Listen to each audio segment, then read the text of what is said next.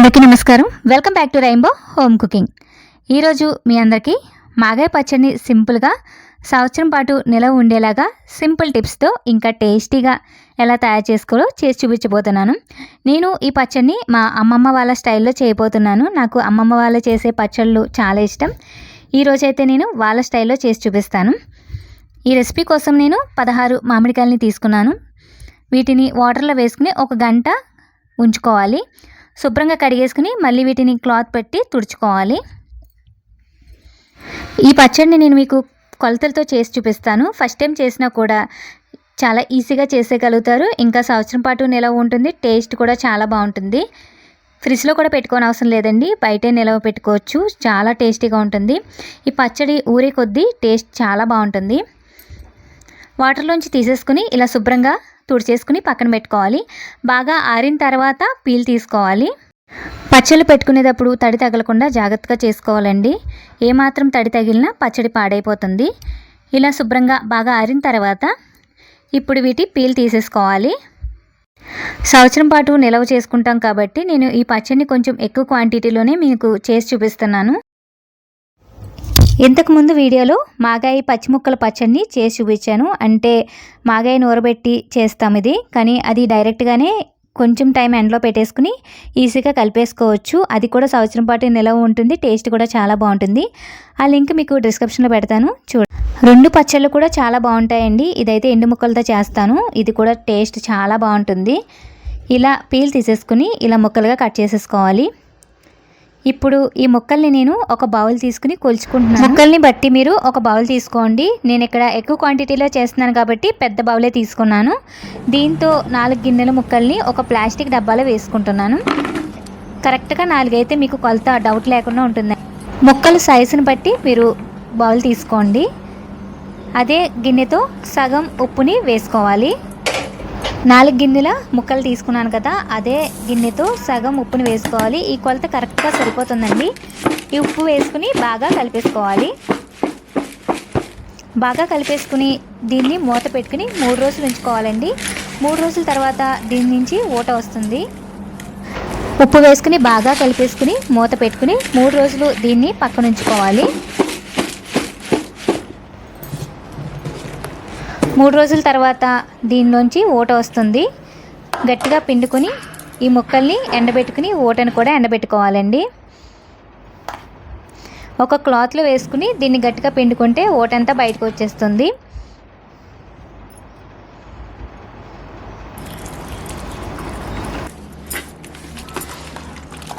ఈ పచ్చడి అంతా ఈ ఓటతోనే ఉంటుందండి. ఈ పచ్చడి ఎక్కువ ఓట వస్తే పచ్చడి కూడా చాలా బాగుంటుంది. గట్టిగా పిండుకోవాలి. ఒక క్లాత్ పైన వేసుకుని గట్టిగా పిండుకుంటే ఈ ఓటంతా వస్తుంది. దీన్ని కూడా మనం ఎండలో పెట్టుకోవాలండి. ముక్కల్ని గట్టిగా పిండుకోవాలి. ఇలా గట్టిగా పిండుకున్న తర్వాత దీనిపైన బరువు ఉంచుకుంటే మొత్తం దీనిలో ఉన్న ఓటంతా బయటకు వచ్చేస్తుంది. 4 అవర్స్ దీనిపైన బరువు ఉంచుకుంటే సరిపోతుందండి. ఇలా గట్టిగా పిండుకున్న తర్వాత ఒక స్ట్రైనర్ తీసుకుని గట్టిగా పిండుకున్న ఈ మూట పైన ఒక బరువు ఉంచుతున్నాను. ఇలా 4 అవర్స్ ఉంచుకుంటే సరిపోతుంది. లేదా 1 డే అంతా కూడా ఇలా ఉంచేసుకోవచ్చు.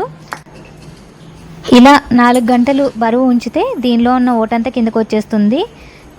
లేదా మనం 1 డే అంతా ఉంచుకుని నెక్స్ట్ డే అనే తీసుకోవచ్చండి. ఈరోజు ఎండ ఎక్కువగా ఉందని నేను 4 అవర్స్ మాత్రమే ఉంచాను. దీని నుంచి వచ్చిన ఓటని కూడా ఎండలో పెట్టుకోవాలి. ఇప్పుడు ఈ ముక్కల్ని ఎండలో వేసుకోవాలి. ఇలా బరువు ఉంచితే కొంచెం ఓట వచ్చింది. ఈ ఓటని 1 డే అంతా ఎండలో ఉంచుకోవాలండి. ఈ ఓటని ఒక రోజు అంతా ఎండలో పెట్టుకుంటున్నాను. తర్వాత ముక్కలు కూడా కొంచెం క్రిస్పీగా అయ్యేంత వరకు వాటిని కూడా ఎండలో వేసుకోవాలి. ఒక ప్లాస్టిక్ కవర్ పైన కానీ లేదా కాటన్ శారీ పైన కానీ ఈ ముక్కల్ని ఎండబెట్టుకోవాలి. క్రిస్పీగా అయ్యేంత వరకు వీటిని ఎండబెట్టుకోవాలండి.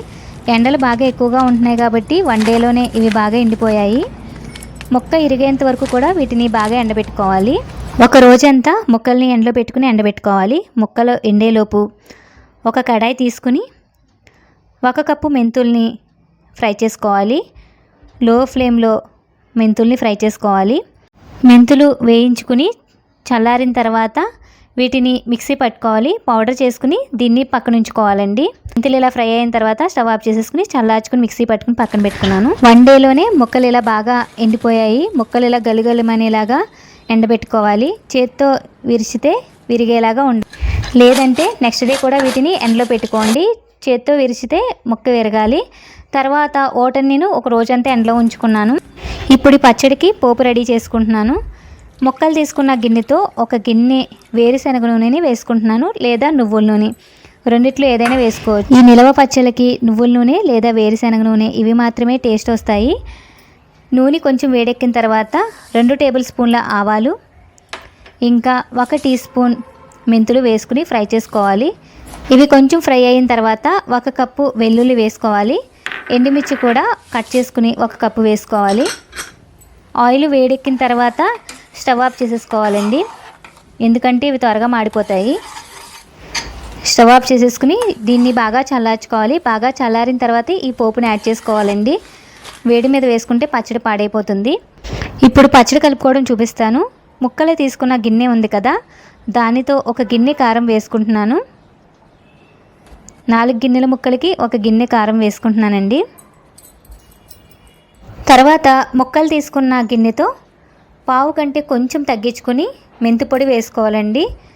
పావు వేసుకుంటే కొంచెం ఎక్కువైపోతుంది, కొంచెం తగ్గించుకుని వేసుకోండి, కరెక్ట్గా సరిపోతుంది. తర్వాత 2 టేబుల్ స్పూన్ల ఆవాల పొడిని వేసుకోవాలి. ఆవాలు అయితే నేను వేయించలేదు, ఎండలో పెట్టుకుని పొడి చేసుకుని వేసుకున్నాను.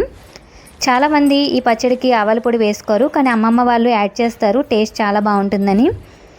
తర్వాత పొట్టి తీసిన వెల్లుల్లి సగం వేసుకుంటున్నాను. అదే గిన్నెతో సగం వెల్లుల్లి వేసుకున్నాను. తర్వాత ఎండలో పెట్టుకున్న ఓట ఉంది కదా, ఆ ఓటంతా దీనిలో వేసేసుకుని బాగా కలిపేసుకోవాలి.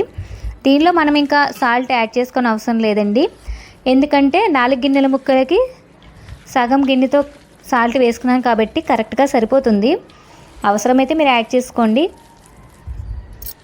ఈ పచ్చడిలో వెల్లుల్లి వేసుకుంటే టేస్ట్ చాలా బాగుంటుంది. నేను ఇలా కలుపుకున్న తర్వాత కూడా మళ్ళీ కొన్ని వెల్లుల్లి యాడ్ చేసుకున్నాను.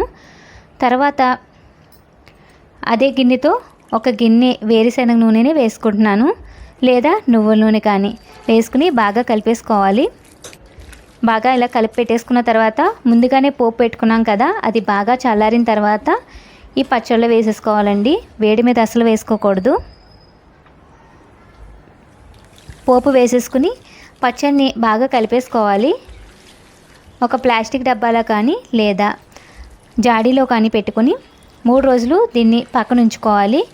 3 రోజుల తర్వాత మళ్ళీ తిరగ కలుపుకోవాలండి. ఆయిల్ కానీ సాల్ట్ కానీ ఏదైనా పడితే అప్పుడు మళ్ళీ మనం యాడ్ చేసుకోవచ్చు.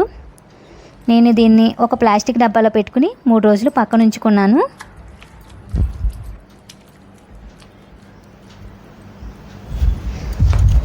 మూడు రోజుల తర్వాత పచ్చడి కొంచెం ఊరుతుంది, అప్పుడు మనం ఆయిల్ కానీ ఏదైనా కావాలంటే యాడ్ చేసుకోవచ్చు. 3 రోజుల తర్వాత ఈ పచ్చడిని అంతా ఒకసారి బాగా కలిపేసుకోవాలి. ప్లేట్లో కానీ లేదా ప్లాస్టిక్ డబ్బాలోనే ఖాళీగా ఉంటే గరిటతో బాగా కలిపేసుకోవాలండి. ఇలా బాగా కలిపేసుకుని దీన్ని ఒక జాడీలో కానీ గ్లాస్ జార్లో కానీ పెట్టుకుంటే సంవత్సరం పాటు నిలవ ఉంటుంది. టేస్ట్ కూడా చాలా చాలా బాగుంటుందండి. ఊరే కొద్ది కూడా టేస్ట్ చాలా బాగుంటుంది. చూసారు కదా, మాగాయి నిలవ పచ్చడి చాలా ఈజీగా అనిపించింది కదా. టేస్ట్ కూడా చాలా బాగుంటుంది. ఫస్ట్ టైం చేసినా కూడా చాలా పర్ఫెక్ట్గా వస్తుంది. టేస్ట్ కూడా అదిరిపోతుంది. మీరు కూడా ఒకసారి ట్రై చేయండి. Thanks for watching.